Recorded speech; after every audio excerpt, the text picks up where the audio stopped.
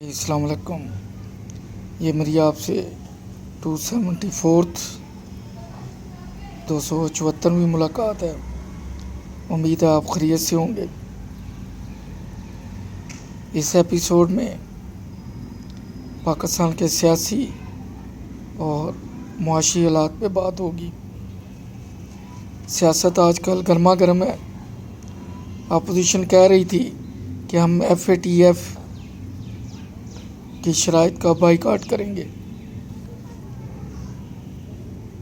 کیونکہ نیب میں ترامیم ضروری ہیں، لیکن آخر میں وہی ہوا جس کا احتمال تھا کہ FATF کی شرائط اسمبلی سے پاس ہو گئیں کیونکہ وہ انٹرنیشنل ریکوائرمنٹ تھی. لیکن جو PP اور نون والے کہہ رہے تھے کہ ہم تعاون نہیں کریں گے، جب ان کے بازو مروڑے گئے تو انہوں نے تعاون کر دیا. لیکن ایسا مہنگائی کے لیے نہیں ہوتا. چینی وہیں 100 روپے سے اوپر کھڑی ہے، آٹا مہنگا بھی ہے، نایاب بھی ہے، چینی بھی بڑی مشکل سے ملتی ہے. اور بجلی کے بل، گیس کے بل، اس پہ سیاستدان کھل کے بات نہیں کرتے.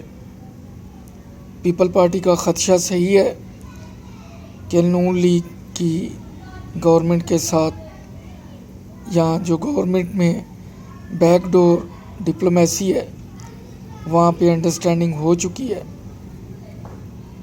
اس لیے وہ کسی ایجیٹیشن کا حصہ نہیں بننا چاہتے. نہ ہی وہ چاہتے ہیں کہ نیب کے ذریعے ان کے کان مروڑے جائیں، کیونکہ جسے دبانا ہو، بلیک میل کرنا ہو، یہ محکمے استعمال کیے جاتے ہیں. جس کی پگڑی اچھالنی ہو، جس کے کپڑے اتارنے ہو، جو کرتا دھرتا ہوتے ہیں، انہوں نے ٹولز رکھے ہوتے ہیں.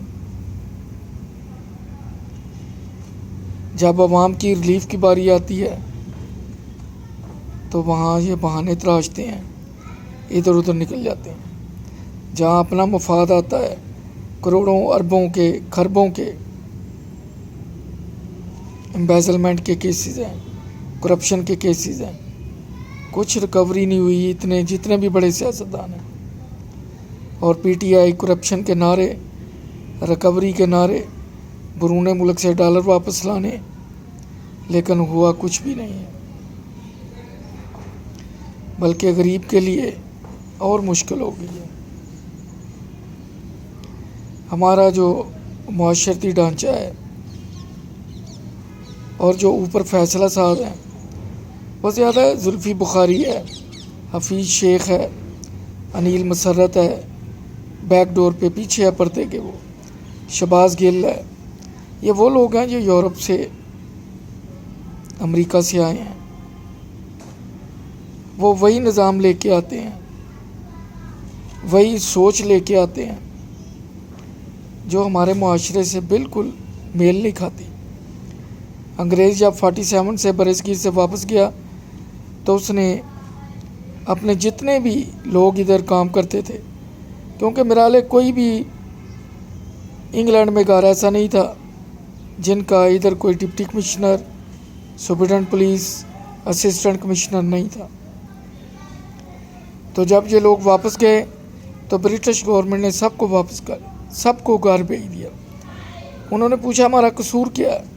انہوں نے کہا آپ کی تربیت غلاموں پہ حکومت کرنے کے لیے کی تھی.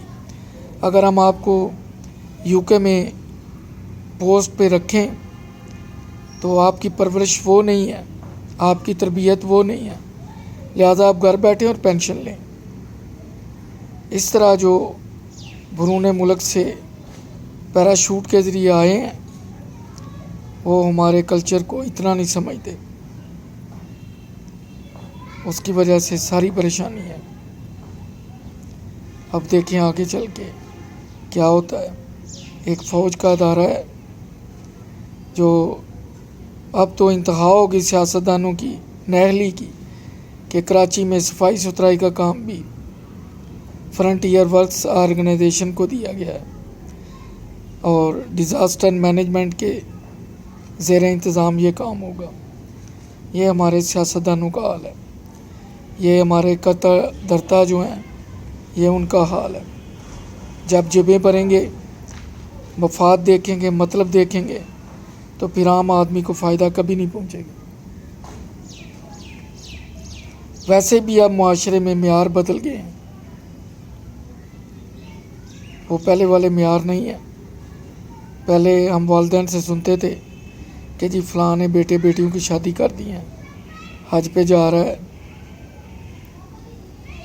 فرائض پورے کر دیے ہیں۔ لیکن آج کل جیسے ہی آپ شادی کرتے ہیں فرائض کا ایک بوجھ آپ کے اوپر آتا ہے۔ اس وقت کے اور آج کے حالات میں زمین آسمان کا فرق ہے۔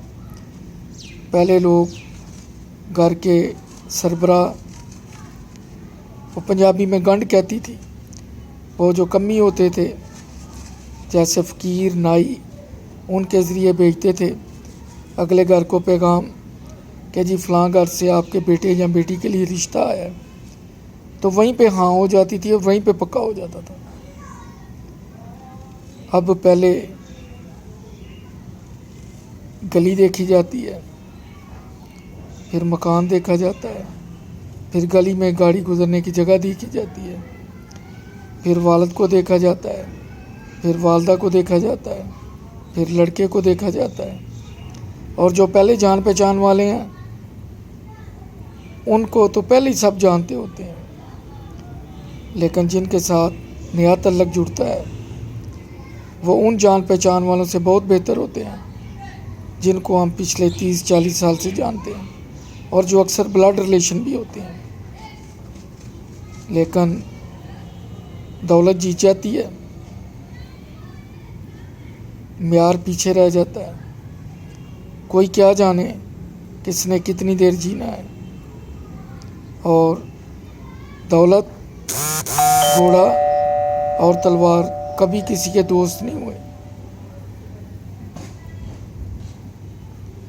ہم نے بہت سو کو دیکھا ہے جو کل سیٹ تھے آج وہ سائیکل پہ ہیں، اور جو کل پیدل تھے وہ آج پجارو گاڑیوں پہ ہیں۔ یہ قدرت کا نظام ہے، لیکن معاشرے میں یہ روش ہے۔ پہلے لوگ سب کے لیے سوچتے تھے، پھر اپنے لیے سوچتے تھے، پھر اپنے بیوی بچوں کے لیے سوچتے تھے، ماں باپ کے لیے سوچتے تھے سب سے پہلے۔ لیکن آج کل صورتحال بدل چکی ہے۔ آج کل صرف اپنے آپ کو دیکھتے ہیں، اپنی فیملی کو دیکھتے ہیں، بلکہ خود کو بھی نہیں دیکھتے کہ میرے ساتھ کیا ہو رہا ہے۔ اور سب سے بڑے عالمیہ یہ ہے کہ یہ جو معیار بن گیا ہے فیملیز میں، سوسائٹی میں، باپ کیسا ہے، ماں کیسی ہے، بھائی کیسے ہیں، بیٹی کیسی ہے، جو نسل جوان ہو رہی ہے اس کے لیے یہ بہت ٹف ٹائم ہوگا، کیونکہ جب ان کو اس ترازو اور معیار میں تولا جائے گا تو بہت بڑا فرق ہوگا۔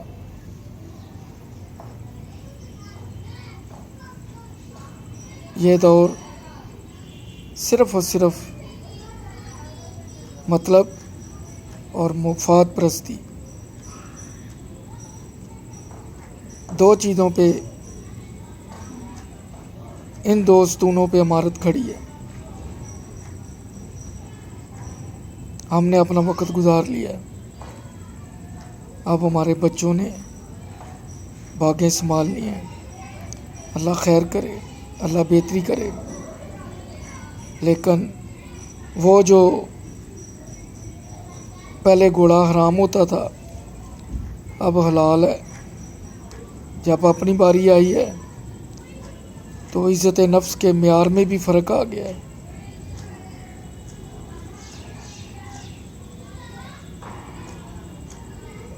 اور جو اقدار تھیں وہ بھی تبدیل ہو گئی ہیں۔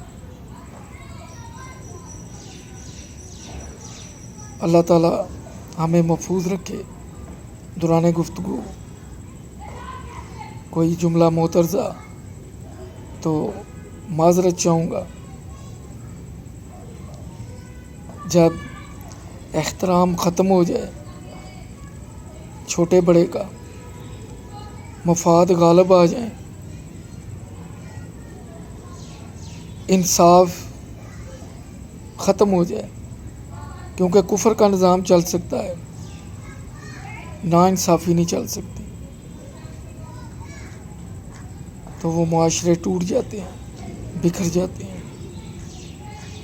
اللہ تعالیٰ ہمیں محفوظ رکھے۔ ہمارے ملک کا بھی یہی حال ہے، کچھ علیحدہ نہیں ہے، وہاں بھی اسمبلیوں میں، اجلاسوں میں یہی کچھ ہو رہا ہے۔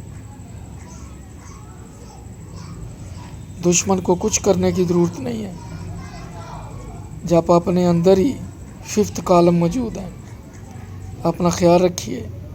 اللہ حافظ۔ دعاؤں میں یاد رکھیے۔